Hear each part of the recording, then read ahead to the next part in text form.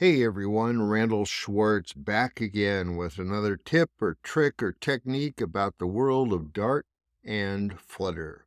Today I want to cover something that it keeps coming up over and over again, and I'm just going to call it the Riverpod Global Myth. And the subtitle here, Why Riverpod Providers Have Lots of Scopes, is the subject of this talk.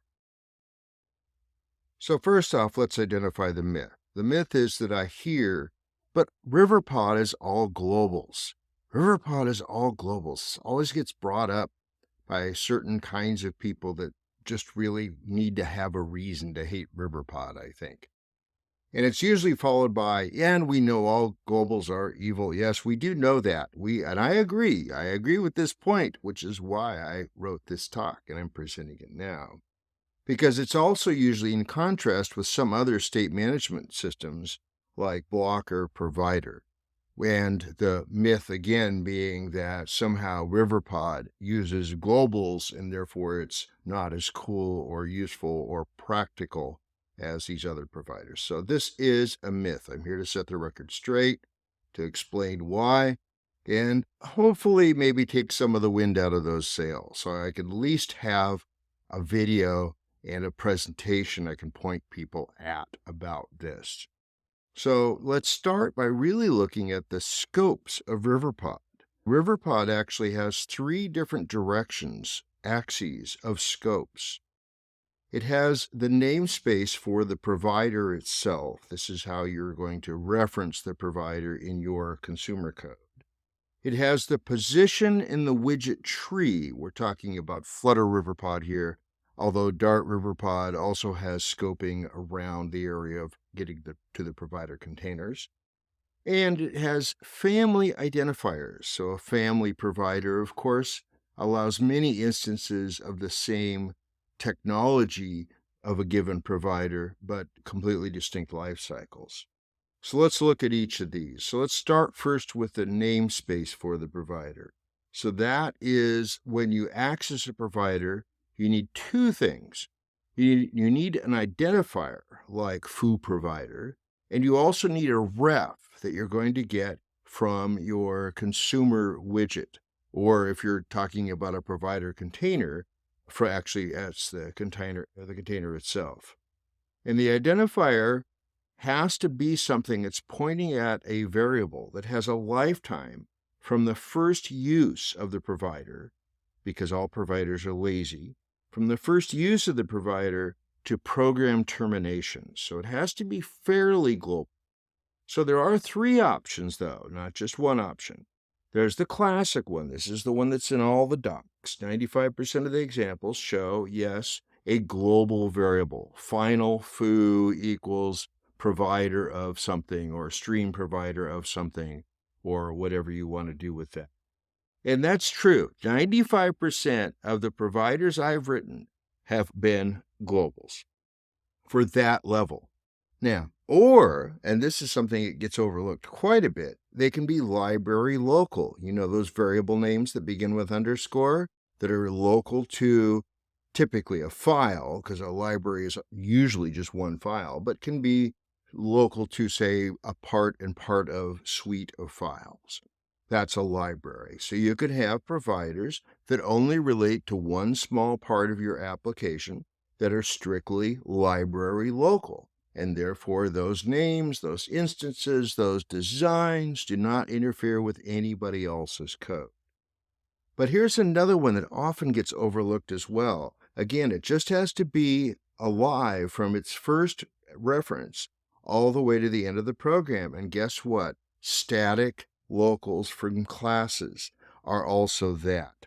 So you can define a foo provider inside the foo class that works the same way as defining it at the global namespace level.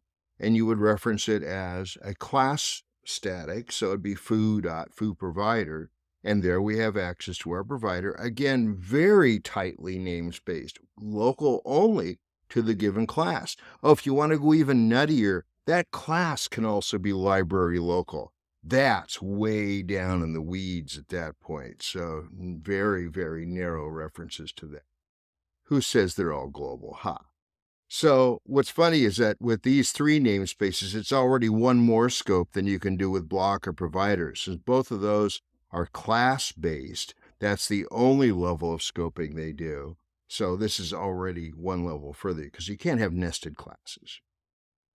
Now, the second axis along which we can have local providers or controlled access to providers is in the position in the widget tree.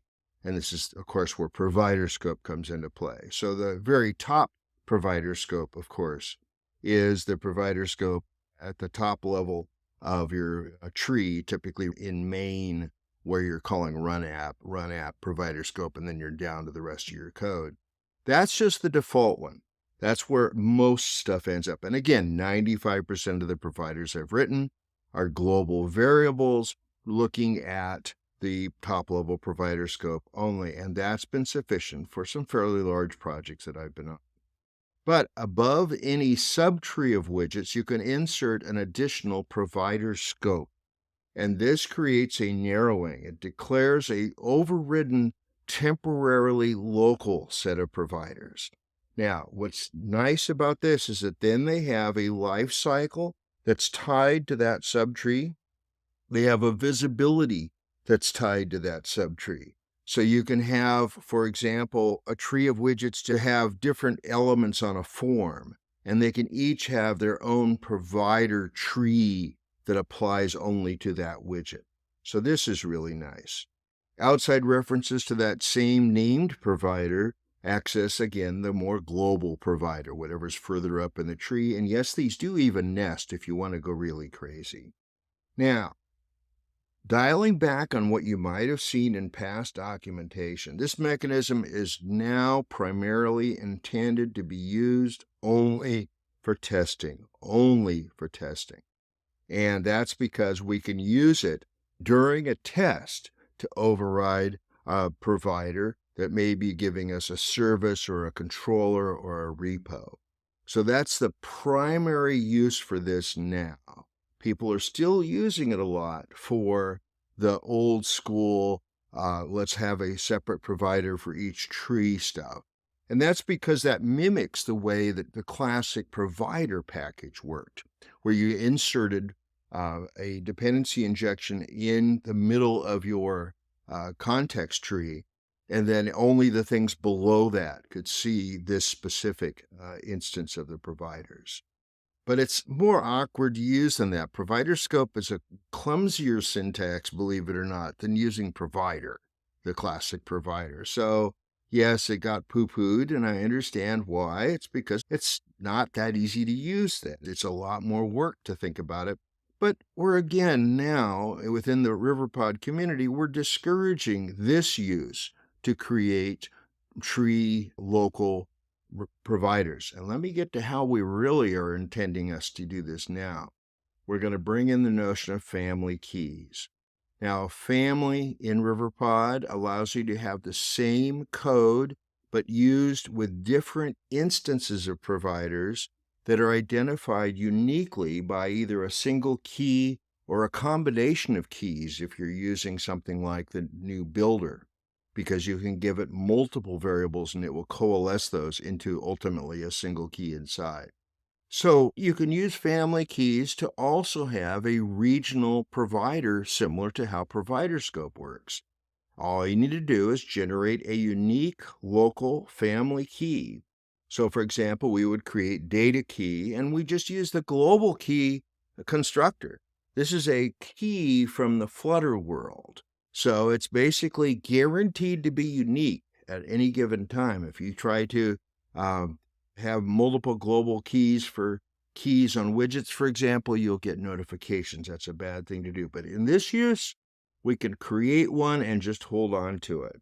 And we want to do this in state, not in build for our widget, because we want it to be retained between complete builds of our topmost widget. You can also use a natural key, like if you're dealing with a record from a database that has a guaranteed unique ID, you could just use that as your family key. As you'll see in a moment, that's actually creatively appropriate as well. So you can use that in the topmost widget, and typically you would do something like a ref watch on the provider using that data key. That will mean that that provider stays alive if it's auto-dispose, stays alive during the entire time that this widget and any of its sub-widgets are using. Now, how do the sub-widgets locate it then? They do it by prop drilling. So you're going to pass that key down, that family key down, as a parameter to each of your sub-widgets. That's the only trick involved here. You hand that key around. Now, that might have been a natural key anyway. It might have been that it was the ID number of the record, in which case you're passing that down. But basically, the sub-widgets then know that the primary widget already has a provider ready and waiting for them that they can update, and notifications will be sent out, and everything will work hunky-dory. So now you have this unique provider. It has a limited lifetime, limited to the topmost widget, and a limited visibility, because without that key, you can't find that. So in summary, I want to say we do have the need to have all three of the pieces I just talked about in order to access a provider. You need to have the identifier in the proper scope, which can be any of 4 places. You also need the ref, and that's going to come from the innermost provider scope, so that could be locally nested, locally scoped as well. And finally, if there is a family key, you've got to get it. You've got to make sure you have it. That's, again, hardly a global. So please stop saying Riverpod uses globals. I think I have successfully demonstrated that that is indeed the case. If you like what you just heard, please thumb up this particular YouTube thing, and also subscribe to the channel and tell your friends.